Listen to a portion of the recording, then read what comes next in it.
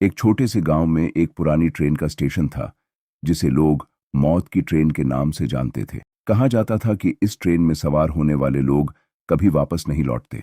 गांव वाले इस स्टेशन के पास जाने से कतराते थे, लेकिन एक दिन एक निडर युवक सौरभ ने यह तय किया कि वो इस ट्रेन की रहस्यमयी सच्चाई सबके सामने लाएगा। रात का समय होते ही सौरभ स्टेशन पहुंचा।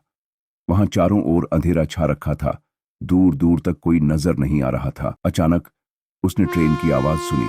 उसने देखा कि एक पुरानी ट्रेन जो कई सालों से चली नहीं है, वो उसके करीब स्टेशन पर आकर रुक गई। उसमें से कोई नहीं निकला।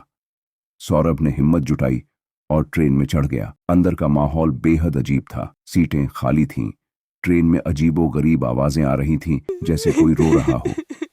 जैसे ही ट्रेन चली, उसने महसूस किया कि सब कुछ अंधेरे में बदल रहा है। अचानक ट्रेन ने तेज गति पकड़ ली और सौरभ ने देखा कि बाहर का दृश्य बदल रहा है। ट्रेन की खिड़की पर अजीब सी परछाई और डरावने चेहरे नजर आ रहे थे, जो उसे घूर रही थी। फिर एक गहरी आवाज आई, तुम यहाँ क्यों आए हो? सौरभ ने डर के मारे जवाब नहीं दिया। ट्रेन की गति बढ़ती गई और सौरभ को लगा जैसे वह कहीं और पहुंच रहा है। हर स्टेशन पर उसने देखा कि लोग वहां खड़े हैं, लेकिन उनके चेहरे पर दर्द और डर था। आखिरकार ट्रेन एक खौफनाक जगह पर रुक गई। वहां अंधेरा था और सिर्फ चीत्कारें सुनाई दे रही थीं। सौरभ समझ गया कि यह वही जगह है जहां लोग अपने डर और पीड़ा को जीते हैं। उसने तुरंत ट्रेन से बाहर निकलने का प्रयास किया, लेकिन दरवाजे अपने आप बंद हो गए। सौरभ की चीखें सुनकर एक भूतिया आकृति आई, तुम अब हम जैसे हो, यहाँ से कोई नहीं जाता। सौरभ ने एक बार फिर कोशिश की, लेकिन सब व्यर्थ था। अगली सुबह गांव वाले स्टेशन के पास गए, लेकिन सौरभ का कहीं कोई पता नहीं था। केवल ट्रेन की धुंधली छाया वहां खड़ी थी और गांव में फिर से मौत की ट्रेन की दहशत फैल गई। अब कोई भी उस स्टेशन के करीब नहीं जाता था, क्योंकि सबको पता था कि उस ट्रेन में सवार होना मतलब मौत के आगोश में जाना है।